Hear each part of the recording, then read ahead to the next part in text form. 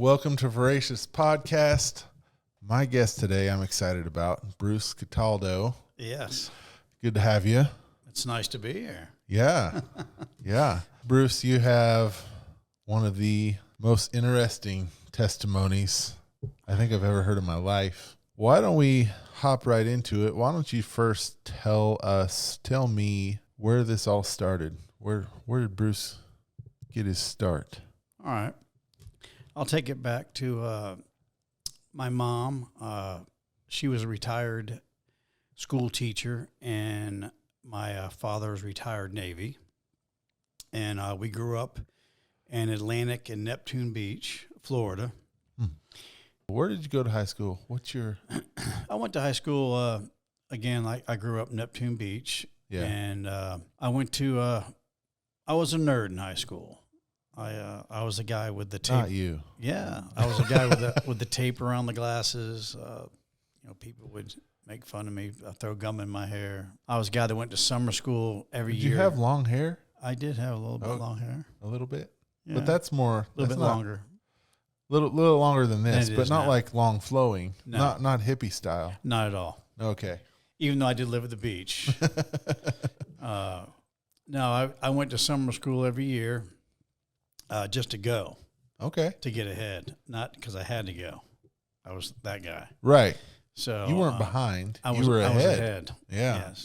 Yes. Nice. So when I turned 18 and getting ready to graduate, I always looked up to my brother who wasn't a nerd. He did have the long hair, and this was during the disco years of he was a cool guy. Late 70s, and he had the sports car, the job, the women, okay, going out dancing, and I always looked up to that. So when I turned 18, How much of a difference is there between you and your brother in age? There's 4 years. 4 years. Oh, well, that's a good enough gap to where I can see you'd be looking up to him. Yeah. Pretty good. Oh yeah. Yeah. But he's actually the one that got me started when I went out to the club, started drinking. Uh-huh. And he introduced me to the drug cocaine, and that's when I first used the drug. It just went from there. I started just going out. My mother's side of the family was money. My dad's side, they're all from Italy, and it wasn't money. But he was, like I said, retired Navy. My mother took care of her two boys. Like I really didn't have to do much. She'd always pay for even my rent if I wasn't living at home. Yeah. Yeah, she took care of me. I'd just go out dancing, buy an outfit every other day, and that's what I did. Because you could. Yeah. Drugging. Well, okay. Cocaine. And that was what age? From 18 all the way up to, well, I didn't stop doing the drugs, but it got pretty hard in the 20s. Yeah. Yeah. Okay. And what we went from there was little jobs like waiting on tables, but then right as soon as I get done with work, straight to the bar. Okay. Spend the money I made. Yeah. And that went on for multiple years. Yeah. Just drinking, drugging, mom paying the bills. Yeah. Without dad knowing. Oh, really? Yeah, no, dad never knew. Dad never knew. Dad wasn't ever zoned in. Like I didn't have that certain. But that generation, figure. Dad was Dad working? He was. Yeah, like I said, when early baby, he was Navy. Oh, yeah. So. And he was Navy for like 27 years. So. Right. And then retired Navy. But yes, that generation, he did what he knew he was supposed to do. Right. So was your entire 20s basically just doing what you wanted, partying, working small jobs? Yeah. Kind of even going to school, still going to school, but not now that 5 years after I graduated, we had a reunion at high school. Okay. And nobody knew who I was. That's how much I changed. Wow. And you didn't show up to the reunion with your taped glasses. No, didn't know who I was. I got voted most changed. I got voted most eligible bachelor. And they do the little gag awards, and But it was funny. They didn't know who I was. Even then, I left the graduation party to go party. Oh, yeah, of course. To go party. Yeah, the after party. Yes. Bruce's after party. Yeah. But I did go to, I graduated Jones College in Jacksonville. Okay. With a computer degree. Nothing stuck.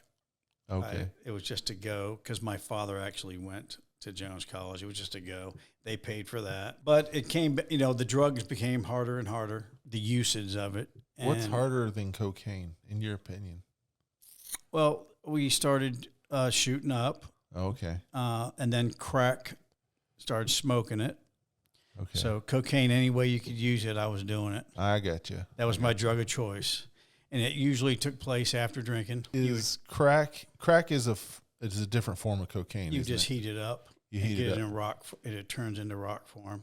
And then you put it on the pipe. Smoke and that does what? I'm curious. Smoking it gets you smoking it instead of sniffing it. Right. It's just different. Different high, but a lot quicker. Just like shooting up is instant. During the course of me thinking I'm having fun, I'm also getting arrested for every little thing you can think of. Really? Driving on suspended license, speeding,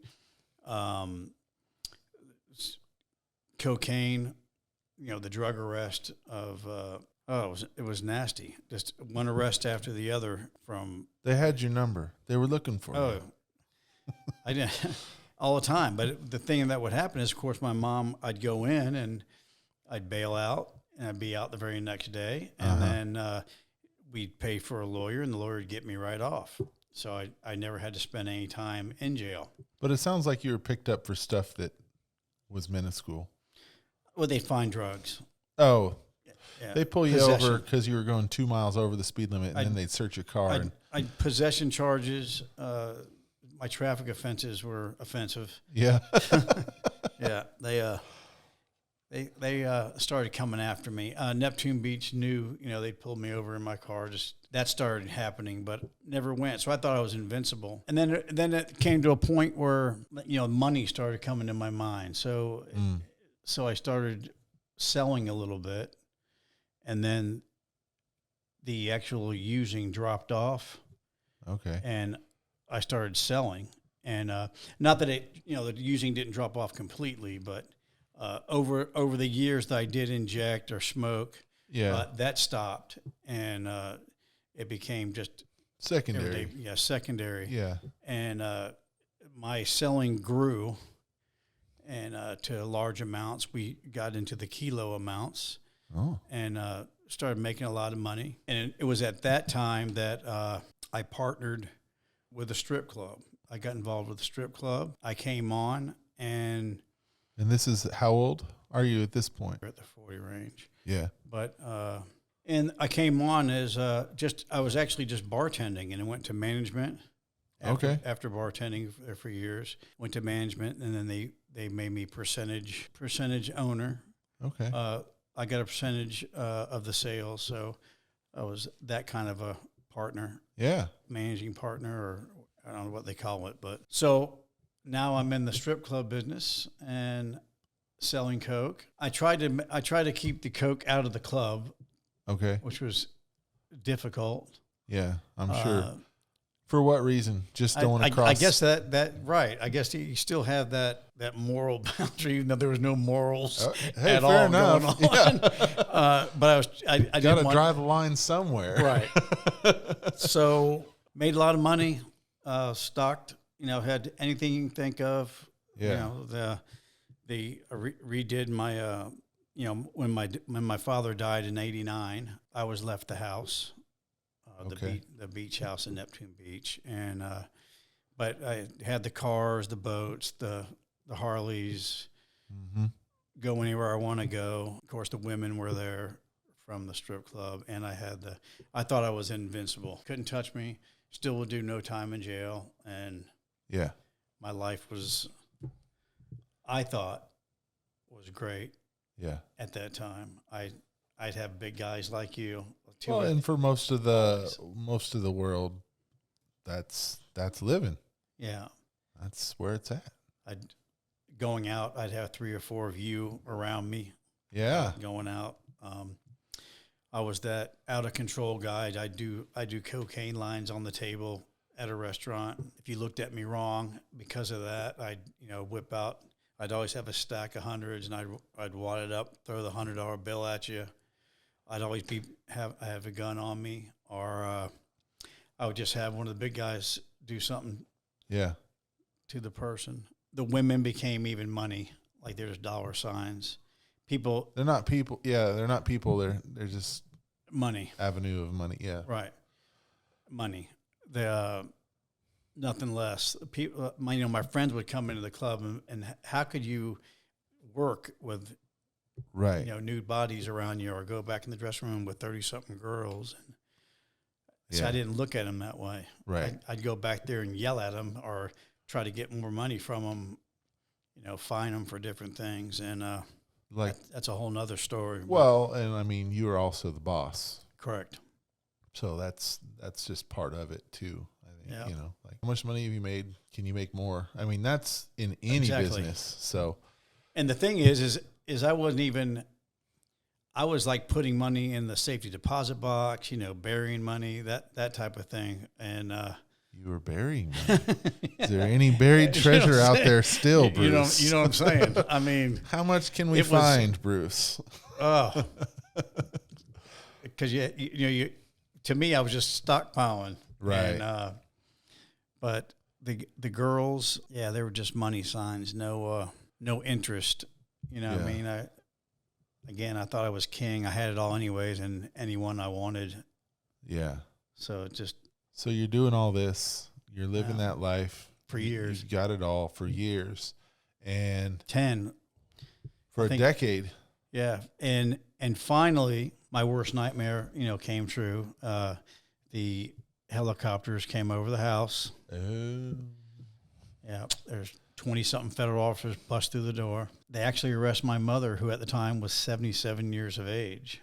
Why? Thank God my father was already dead. Do you mind what charges did they get your mom on? Well, they didn't come for her. Yeah. And they didn't want her. However, at that time, the house was not put in my name yet. It was in her name. Okay. Still, they didn't do the transfer at that. Right. Put the house in my name. So the house is in her name. They had the big thing back then was conspiracy. They found there was a lockbox. She had a key to the lockbox around her neck, which I still don't get.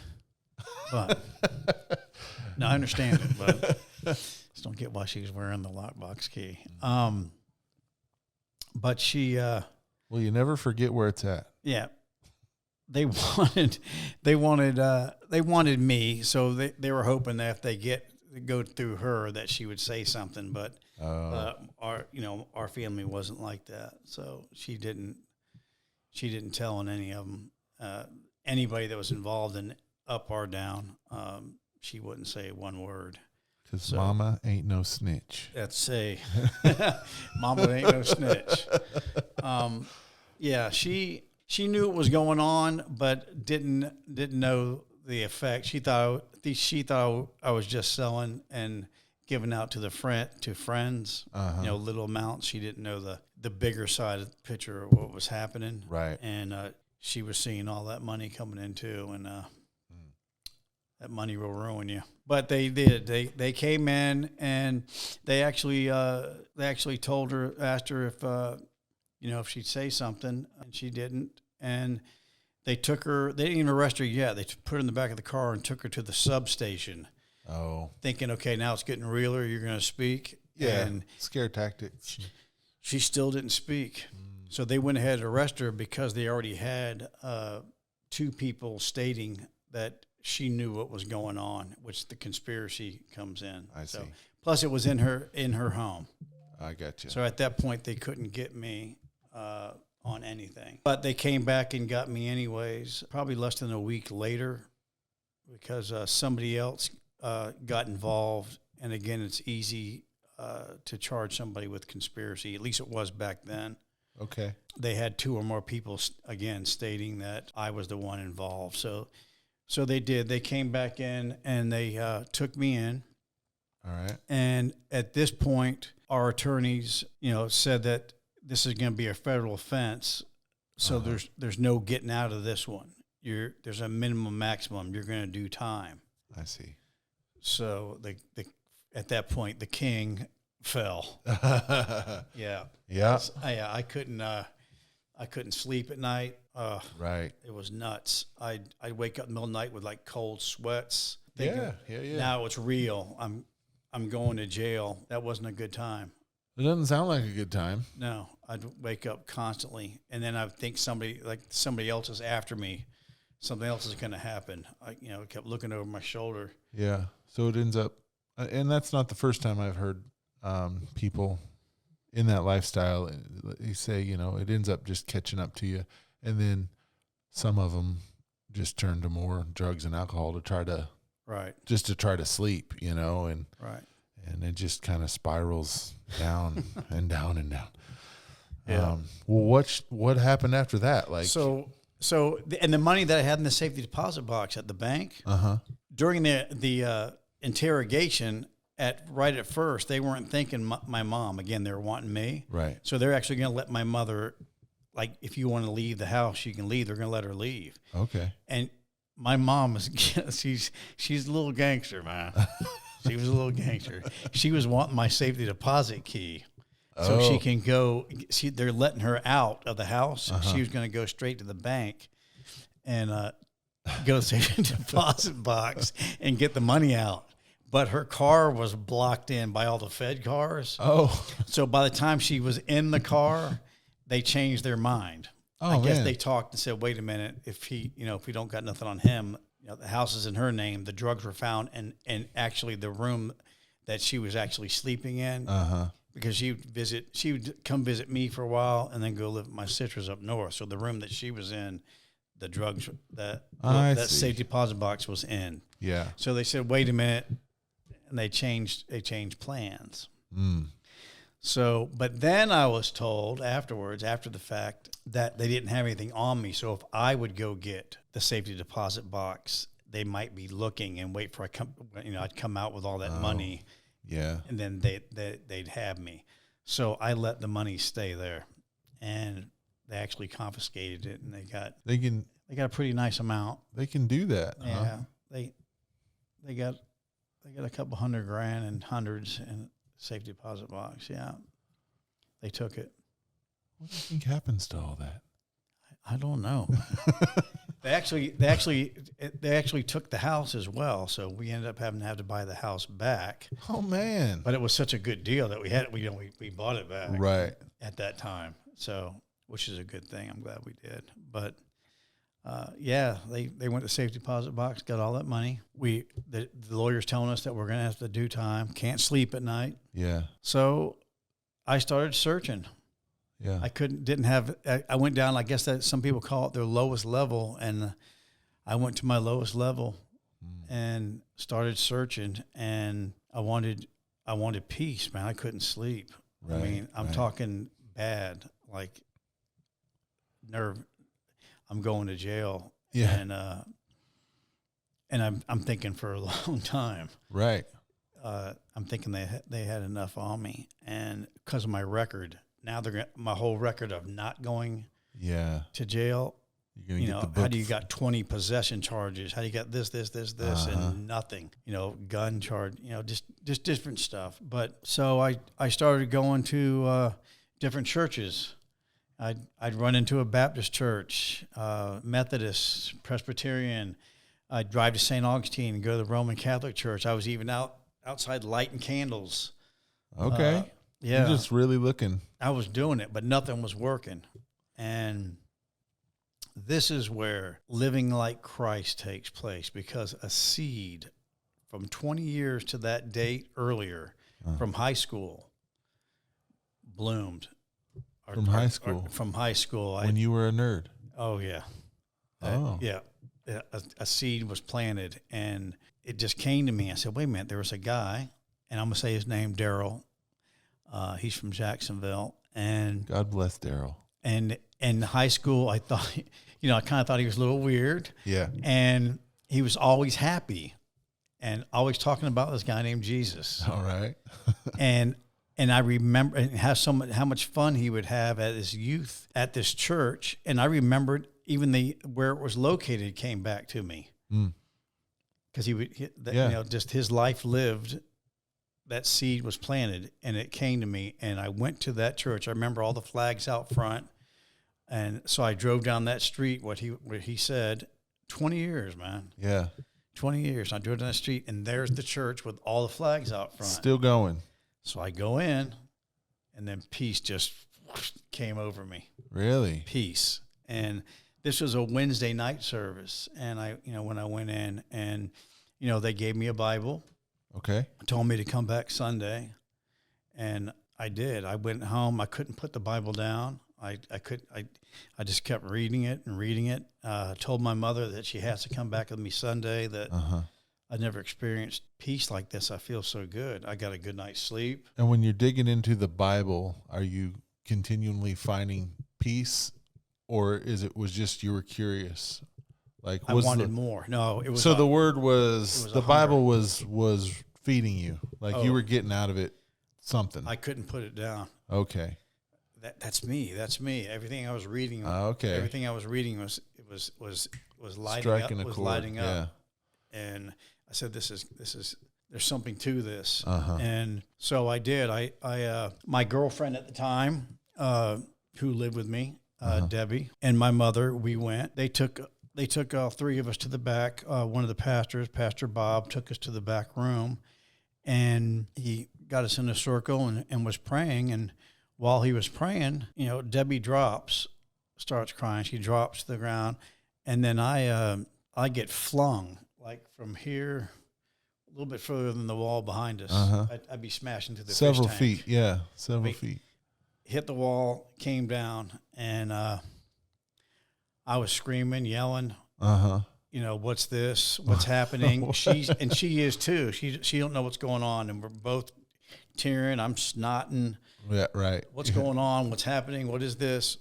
I'm telling her to shut up.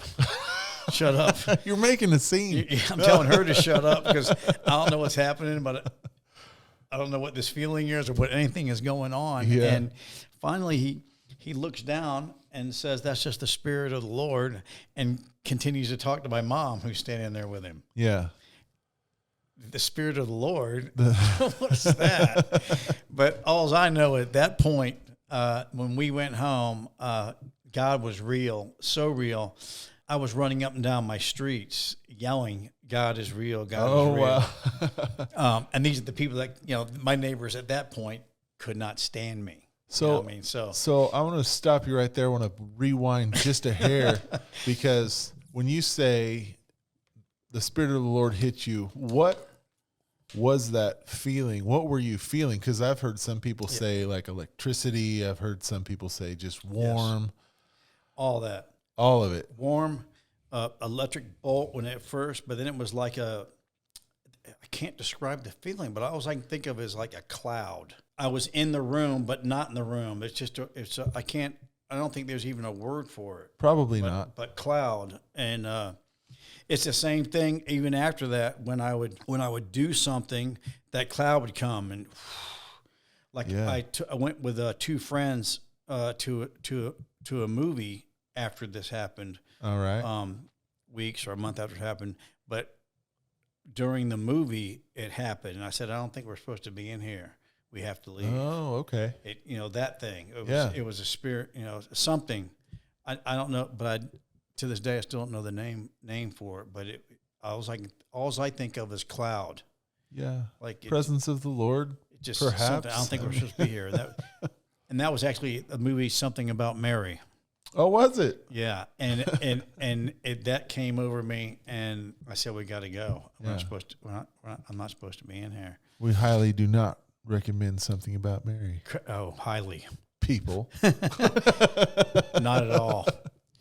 But my old self would probably love it. Right. But right then, I was obedient, and this happened right during football season, and of course, I was a big fan of going out and getting drunk during a game, but this happened right then. So I would go to church. Then on Sunday, I'd go to the sports bar, and this is the very next Sunday, I'd order a pitcher. And with the people I'm with, couldn't finish the pitcher. And then the next Sunday, it was order a can of beer. Okay. And then the following Sunday, it was no beer. And there was no more desire. alcohol. There was no desire, or wasn't settling well, or what? Like, no, like it was, I shouldn't be drinking. This is all on my own too now. So conviction. Nobody's telling me don't do anything. You're not understanding what's happening. You're just like, I know that I shouldn't do that. Correct. Wow. It's like even the want for it got taken. Okay. But now remember, and I'm either reading the Bible, I'm listening to TBN, or I'm in church. Okay. And where's the strip club? But remember, right? So you remember, I'm still part of a strip club. So here it is. When I go back in and I open the door of the strip club. Yeah. So I go in and I go behind the bar and I set the bar up. And when somebody comes in, I let them know what happened to me. Okay. I make them their drink because I'm sitting there on my bar stool reading my Bible behind the bar, and I tell them what exactly happened to me. Me hitting the wall, hitting the floor. Yeah. And that God's real. After, for a little, at first they look at me funny, but they're not there for that anyways. Who cares? Right. And they'll talk to anybody usually. Hey, but this happened. I was doing this every day though. So I set the bar up. I'd be sitting there reading my Bible, tell everybody that God's real and what happened to me, what I experienced. And this went on for about a week. And then I got convicted of serving alcohol. And anybody that came in that I did sell drugs to on the outside, I'd be apologizing profusely, and they, again, they'd be looking at me weird, saying it's okay, because they're thinking it's a setup for them to get arrested. So they didn't want to be anywhere near me. They weren't understanding the Jesus part yet. So then I stopped doing the serving the drinks. I got convicted of serving the drinks. And so we went from not being able to drink to, maybe I shouldn't be an avenue for other people to drink, Yeah. Right. Just started. It didn't feel right me giving somebody a drink. Gotcha. So I came out on the other side of the bar, still sit there with my Bible, reading. And the good thing, I'm going to give the church that I was attending in Jacksonville props, because they never condemned me. They never told me you need to get out. Right. They would just smile every time I come in and leave. Yeah. They could probably see changing happening because of what's getting ready to happen next. And this, the journey was, so then I started putting all the TVs in the strip club on TBN. And there's little chick tracks, Jesus tracks. Yeah. That tell you about Jesus. I put them all on the bar and on every single table. Is TBN, do you know if TBN is around anymore? Yes. Trinity Broadcasting Network, right? Oh, yeah. Christian channel. Yeah. For those who don't know what TBN is, he's putting a Christian network on. All the pastors preaching. In a strip club, on all the TVs. On all the TVs. No sports, TBN. And the tracks were on all the tables. I'd be still telling everybody what I experienced. Then I started putting all the employees in John 3:16 security shirts and John 3:16 security hats. All right. Yeah. New uniforms. And I started finding out about tithing. All right. By going to the church. And I started bringing the tithing envelopes in to the dancers, to the club. Okay. Because they pay to be there anyways. And you fine them. Like I was fining them if they only wanted to work 2 days or 3 days or 4 days a week. Okay. If they wanted to leave early, you get fined. Yeah. Give me $60. So instead of taking that, I would show them the tithing envelope and say, where do you want your money to go to? Overseas missions, kids ministry, I mean, and you know what? They were actually happy with that. Yeah. More so, because I think there's still people have that good heart or that good It's like, well, at least it's going to help somebody instead of just go to Bruce's pockets. Yeah. But so they put all their ones in the thick, the envelope. So I started bringing that to the church on Sundays, and again they would just look at me and laugh. Every time I leave, I'd look back and I go, why are they still standing there looking at me laughing? They were just seeing me go at it. But, yeah. So it went from that, and then I started having the DJ play Christian gospel music. So the girls started dancing to actual Christian gospel on the stage. So imagine that side. That's too much. Yeah, they'd be dancing to Christian gospel music on the stage. Kirk Franklin, the first song that was played was Kirk Franklin's "Stomp." Oh yeah, you hear that, Kirk? That was it. That was. I mean, I would play that I don't know how many times a day back then. Well, that was my theme song for the moment. When that came out, that was actually pretty revolutionary. That was a breakout for gospel to the mainstream. That was a good. It was a breakout for a strip club as well. Apparently, yeah. It was really good. Yeah. So then imagine walking in. You have the TVN tracks, me walking around now talking to people with my Bible in hand, and girls dancing to Christian gospel. Yeah. And the other two partners, they were brothers, the two partners, and one of them couldn't stand it. He was like, we need to get rid of this guy, fire him.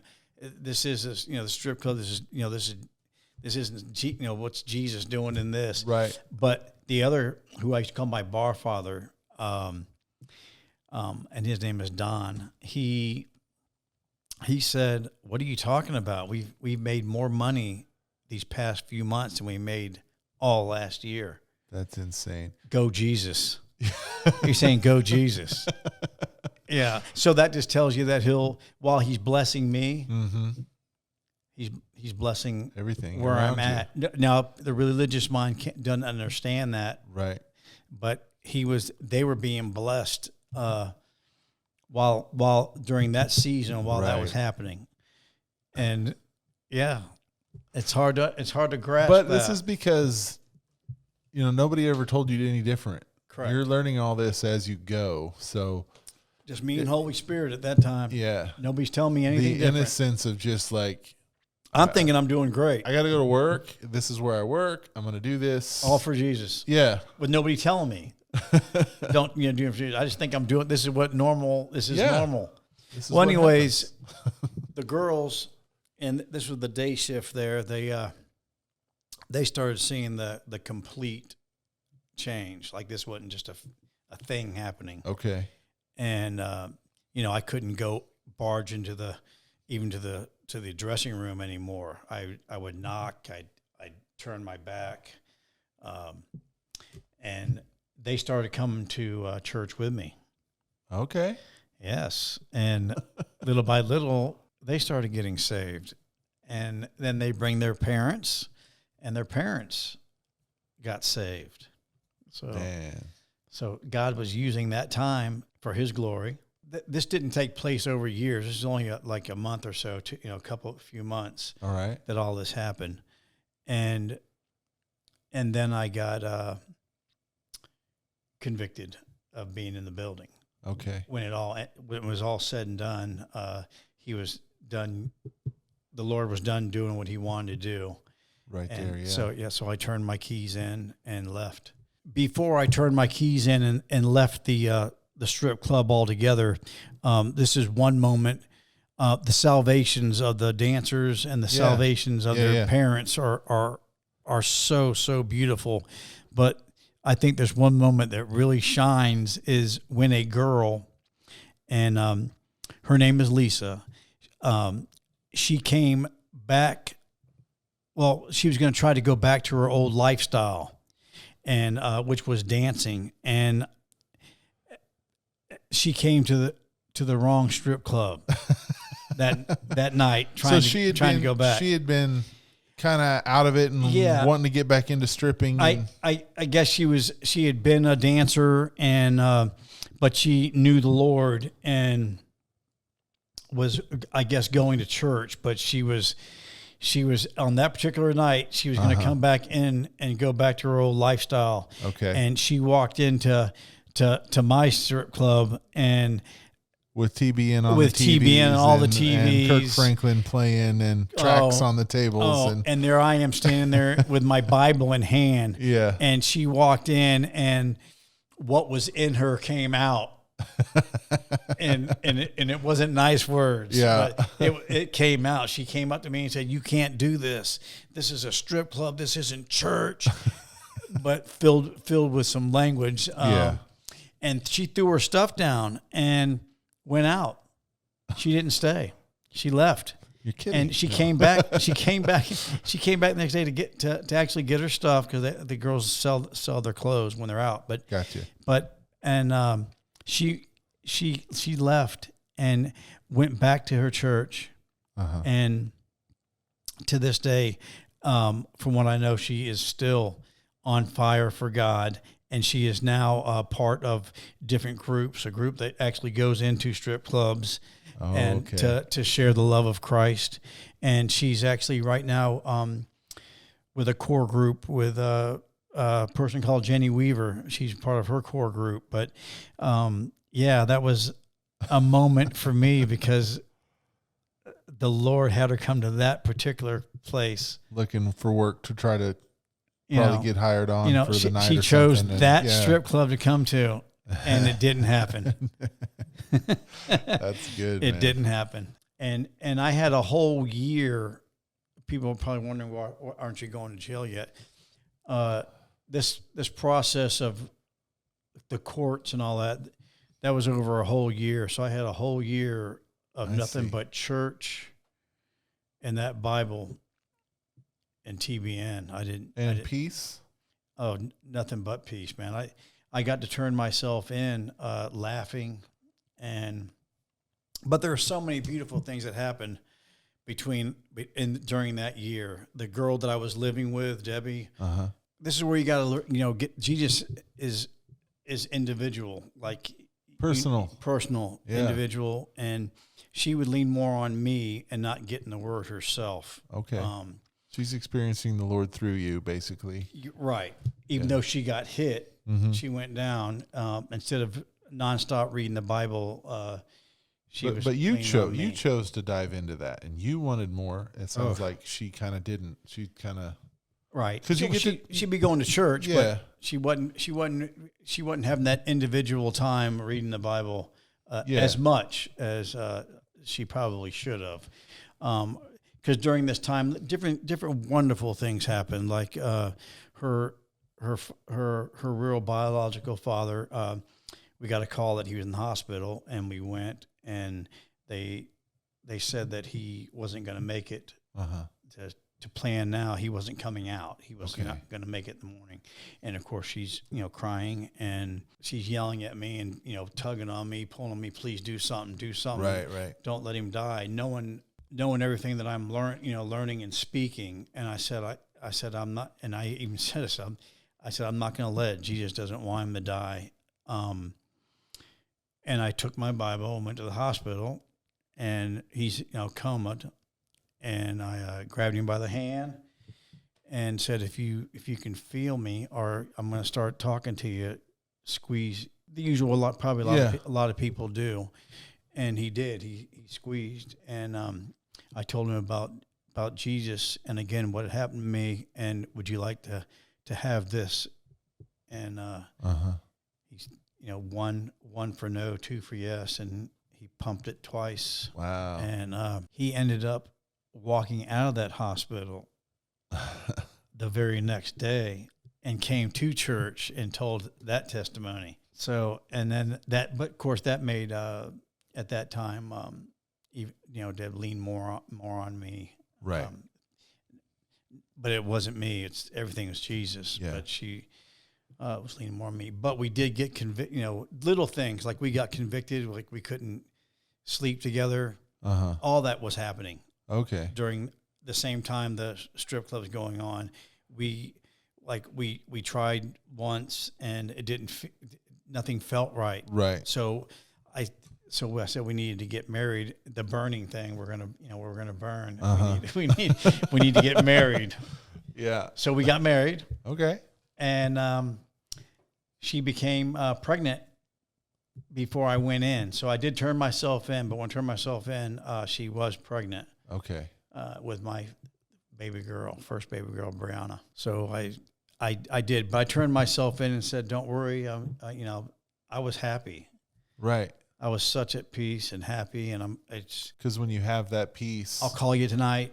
When you have that peace that passes understanding, which it is at this Right. point, nobody understands what's happening to you. You can go anywhere. It didn't bother me. It didn't faze me at all. It's safe to say, right? You Right. can go anywhere Until I went in. Oh, uh-oh. Because the place I turned myself into, Uh-huh. They said that there was somebody involved in my case that was already there. Oh. And I guess that was maybe a snitch or somebody that that told on me. But it wasn't Mama. No, it wasn't Mama. Mama went to Coleman. She went to Coleman, but I turned myself into there, and I went straight to the hole. Oh my gosh! So straight to the hole. Straight to the hole, but I was okay. But was that for your protection? They're saying, or well, that's what they think. That's what they say. Like right. Even for his protection. Okay. Like, I might do something to him because he. When as soon as I see him, I go, oh, wait a minute. Yeah. Now I know why I'm here. Okay. So that makes sense. So how much time did you spend in prison? Well, when I first went in, I did it was like 3 months, and I didn't get a phone call for a long time. Uh-huh. So then all the movies that you watch in the past start coming through. Yeah. Does anybody know where I'm at? Are they doing something to me? Right. Are for my all the bad deeds that I did in my life? Is this going to happen to me? But then it was good because one of the guys that I bunked with had a radio, and there was a church that would come come through the radio. Uh-huh. So I got to listen to that and keep reading the Bible. That my stuff finally came in, because you're sitting there with nothing for a little bit, but all that came in, and so I was there, and then I got transferred. But she didn't get to hear from me. Okay. Is the point I was trying to make. When I said, wife. "Hey, I'll call you tonight. Your wife, You're okay," because she was like beside herself, crying and everything. And I said, "It's going to be okay. I'll call you tonight. Everything's going to be great." She didn't get a phone call for a while. No. Needless to say, but that wasn't your fault. No. Yeah. But she's not knowing anything. Yeah. But she slid back into the old lifestyle without me knowing at that point. Yeah. But little by little, she started sliding back in. And when she did have the baby, she'd bring the baby in. She'd drive and come see me. Visitation. Okay. And I was lucky to get put into a drug program that took 1.5 years off my sentence. Oh. And also, when we were going to court, she stepped up and said the gun was hers. Oh. That they found in the room, in my room. So that took off some charges. So that made it to where I could go into the drug program and also, even less time. Oh. And the one thing that was the way God orchestrated it, with Mom being my co-conspirator, was they had to give me the same time she had. Yeah. So we both got the lower minimum level. Oh, okay. Of time, and it would have been 2.5, 3 years, whatever. But I had the drug program that took off. 1.5 years. Took off that 1.5 years. Yeah. So that worked out to my benefit. Sounds like it. So yeah, so she would come visit, but when it was time for me to be released, she picked me up.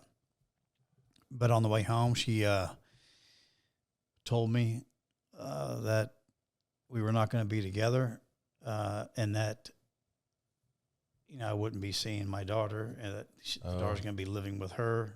At that point, there was nothing I could do because I was on 6 months house arrest. Right. So you're stuck, yeah. Yeah, so, there's nothing I can do. I can't do anything wrong. I can't. There's no arguing. There's no doing anything. There's nothing I can do. So I had 6 months house arrest where I was living downtown at one of those homes. I don't know what they're called, but Gotcha. Halfway house or a whatever. halfway house. Yeah. That's it. Not house arrest. I was in a halfway house for 6 months. That was hard. Yeah, it sounds at pretty that rough. at that point, because she had gone back deep. You know what I mean? And I'm gonna say now that she's clean and sober, and she's doing great. Very good now. Good. But at that time, she was passing out. Right. With my little baby girl there. Yeah. So, and I'd call my church people up, and they'd go to the house, and they'd try to take care of her the best they could. Yeah. Check on things, try to take care of. Yeah. Until I got out. That's really good though. Yeah. So. Yeah, that part was good. Well, nice. And so you got out. That happened. And where did you go from there? So the split happened, but there was no divorce in my name, and also I kept saying, how could somebody feel the presence of the Lord and then go back? Right. That's what I kept saying. That but the pride started coming into me. Yeah. And but by reading your Bible, you see the Israelites did it over and over. Right. And over. Yeah. And I'll eat my words here in a minute. Yeah. So little by little, when I took my eyes off of him and less reading of the word, took my eyes off of him and started looking at my circumstances, okay. Little by little, some of the old life would come back. Like, well, if I can't have her, I got to have another woman. Right. Or just different things, but little by little, I started backsliding. So I'd like to say that when God was real, that I came out of the gate and I never stopped. But right. I think. But this is real life. Is real life, and I think people will know that I went away even after feeling that and having all that happen to me. That I did fall back, and he was always there with me. Like I opened up went back to what I know, but not as bad. Okay. I opened up I wanted to call it like an oyster restaurant with beer, okay. So I call it Brewster's. Very clever. Of course, the oysters never came in, so it was just a pub. Yeah. And I'd have live music at the pub, but it was open day, during the day and night. I went back to what I knew, but it wasn't as, I'm doing okay. This isn't that. Right. You know what I mean? I wasn't selling drugs. I'm not selling kilos anymore. I'm not selling any drugs. I I didn't sell drugs, but I went back to using it a little bit. Right. But wouldn't sell. Yeah. So I'm all right. Yeah. I'm okay. My pushing the limits there. My pub had the jukebox, and I put the 45s on at that time, and I'd have my 6 to 8 Christian songs on there, because when I get drunk at night, and somebody was feeling depressed or something happened or they split with their girlfriend or something, I would put the Christian song on the jukebox and start ministering to them. Yeah. I was drunk. I'd be drunk. And I was that hypocrite. Yeah, for a while. That doesn't mean to say though that the Lord didn't use that. Oh yeah, but and then the place next door to us used to be a gas station. It was right next door. It's a little strip mall, and right next door it closed. So I took it over, and I made that I started getting into music a lot. Okay. And I made that a live music only venue. So I had the pub and live music venue, and the live music venue part would only be open if I had a band. And as soon as the band was finished, or bands, as soon as they were done, lights on, everybody out, because they go back over to the pub or whatever. But sure, that part was good. But I met my my now wife. Okay. At the pub. At the pub. Yes, that you were running. Her ex-husband. Okay.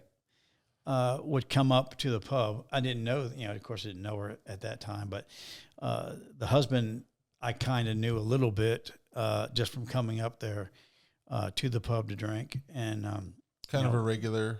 ish. He just stop in every now and then and hit on Gotcha. hit on girls that would come in and stuff. And but I guess she came up one time when he was there, I guess to give him a ride or something. Okay. He was, and then she ended up getting a little sauced, and You're in a pub. You know what are you going to do? And they might have had words because she didn't end up taking him home, at least then. Yeah. She was out in her car, passed out, parked way out in front. And Gotcha. I kind of had eyes for her. Yeah, she caught your eye. She caught my eye. And so I walk out to her car, and, I actually, I got her phone number. Oh, slick. Yeah, I got her phone number, and then left her there in the car. What a guy. No. Yeah, and then those two ended up taking each other home at some point, I think. Yeah. But then I started calling her, and Well, you had her number. and I started calling her, and eventually she gave in. Oh. She, I was trying everything because the connections with music at that point were strong, and Right. The actual one event was Rod Stewart, and I said I really wanted her to go with me to Rod Stewart. She didn't. No. So I ended up taking somebody else, but she regrets that now. I bet. She regrets it now. But regardless, she did end up going out. From the first time we went out, it was on. She's been with me ever since. Throughout our relationship, I would tell her I would never marry her unless she was a Christian and gave her life to Christ. Okay. Throughout. So, and she sees all the books and Bibles and stuff at the house, but watching my life, she's going, well, I could do this. Okay. Yeah. I could do this. Yeah. What you're doing. She wouldn't do, she'd never do no drugs. Okay. I would hide that from her if I did. But, I was thinking I was hiding it from her. Right. Yeah. Good luck. I still think I was hiding it from her, but she says she knew. But I'm sure she knew. But yeah. So we went through our spell of a good, but when she did go to the church, same church I went years before. Yeah. She went, and it pulled me back in. Okay. At that same time, the pub, the city was trying to shut the pub part down because the doctor's office behind it wanted it. Oh. Like they were coming in for a cracked cover for electric. Oh yeah. Socket. Yeah. They're doing everything they could, and get you condemned for code violations. I didn't feel bad about the pub shutting down, closing down. Yeah. I didn't like it anymore. After again getting back in with her, getting connected with the church. It got me to come in, and we went through some counseling. Okay. There at the church, and it got me back in, and I back into the Word, and the pub didn't feel right anymore anyway. People just come there to get drunk. Right. I started the national acts that I was booking, and the other side started taking off, and I was making more money than the people coming in there in the afternoon and drinking and hanging out, and they complained about the loud noise next door, but every little thing, but the pub wasn't making the money. This was like, 50 times more than that. Was your music venue open? How many times a week would you have a show at that venue? There's some months where I had every day. Every day. Yeah. And then some months there'd be 10 shows. Gotcha. And the live music part. But, I never had any conviction with that part because, you would come to the show. Yeah. Like I said, and as soon as the show was over, the encore, if they did encore, as soon as it was done, lights on, everybody out. Yeah. Closed. That's all it is. And we weren't open unless there was a live music show going on. Again, until they took over the whole building, and I had to shut that down. I didn't know I had shows still on the books when I did have to shut it down. When they came in and finally said, "You gotta leave. Here's the notice." There was a prophet at the church, and he called me out and said, and told the church that, you know, some of you religious people won't like this, but what he does, he's going to use for God. He needs to go big. And at that time, I was having trouble because so many people wanted my shows, right? Other bars and they wanted me to come in. They wanted all my shows. Bruce, come here. Right. I have an extra room, or use my stage. Yeah. Yeah. You were doing that well. Because they'll get the bar, and I get the money for bringing the band in. Yeah. And they wanted me there, and so many people were, you know, ringing me, and I chose the biggest place to go to. As soon as he said that, I was at peace at it was a place called The Plush. All right. It was on University Boulevard, and we ended up calling it Brewster's Megaplex, and it had 4 or 5 venues inside the Megaplex, so I could have different national acts same night. Really? That's something. Yeah, different. Wow. You could have Social Distortion and Non-Point in another room, and a little band like Agent Orange or something in another room. But that went on for a good season too, a couple of years, and I made more money in that time there at the Megaplex than I did the whole time, the 10 years at Brewster's. Wow. That's how, when he said go big. And we even had the church come pray. They went through it and prayed. And well, that's good. Yeah. That's cool. They came through the place. I started doing a lot of Christian acts, and we'd use the outside. But then that shut down, and I kept the go big theme in my head. So it's your brand. So now I call my brand Go Big Entertainment. Go Big Entertainment. Go Big Entertainment. GoBigEntertainment.net. There you go.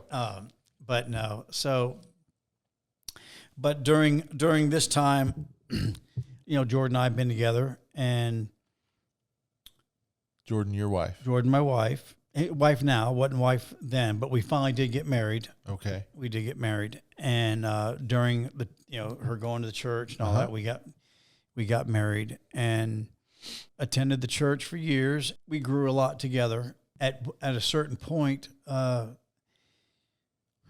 she'd wake up in the middle of the night, and I wouldn't be in bed with her. She'd walk out, and I'd be on the living room floor crying, and there'd be a Todd White video going. This went on for 2 or 3 nights. You know, okay. I'd wake up, and I'd come out crying, and even I had an office at the church because I would do events for the church.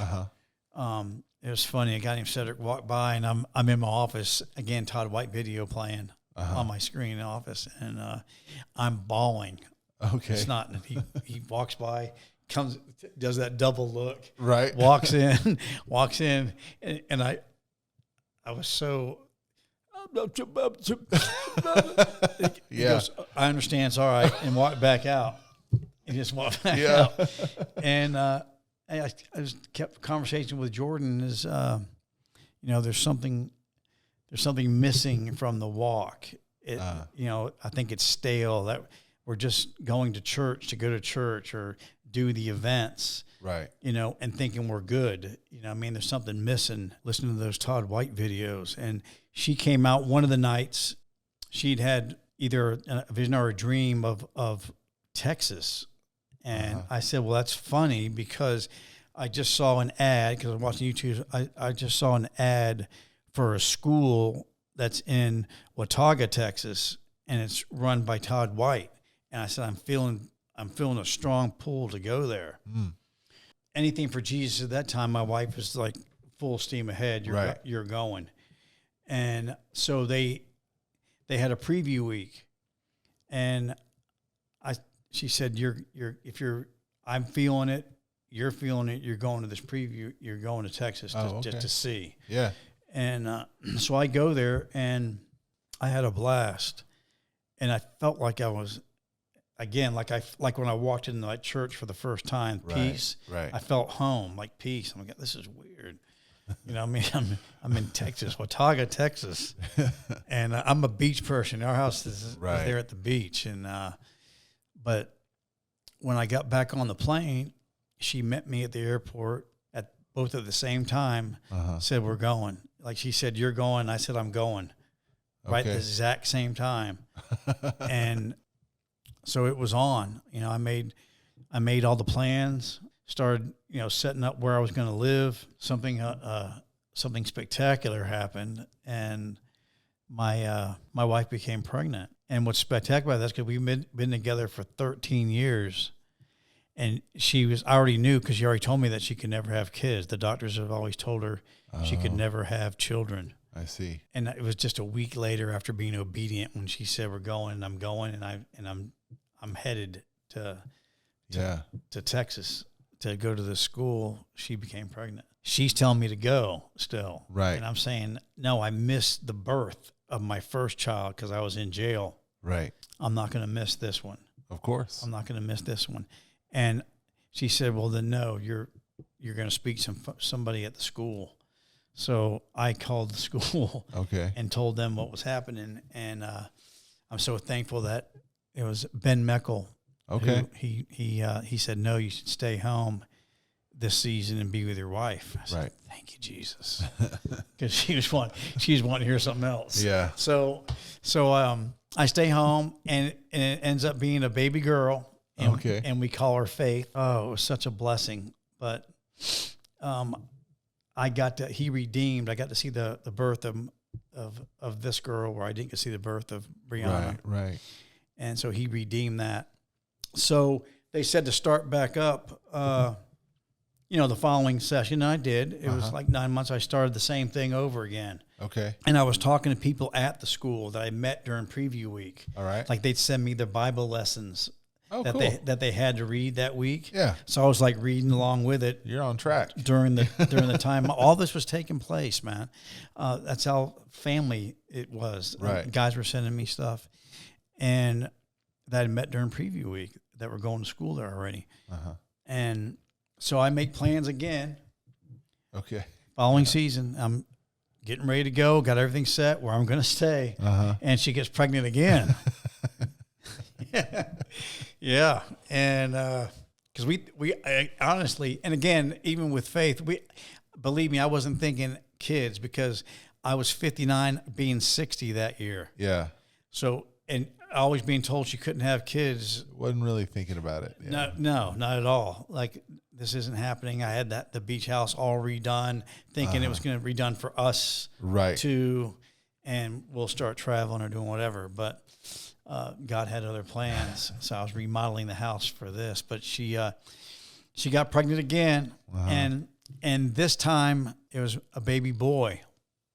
Okay. Baby boy, and but I'm looking up to God, saying, "God, what is happening?" I know I'm called, because the call to go to the school was strong, real strong. Yeah. I mean, stronger than doing a drug. You know, right. I mean, I had to go to Texas for some. I can't imagine it was just for the school with her, but it was that much of a pull. Yeah.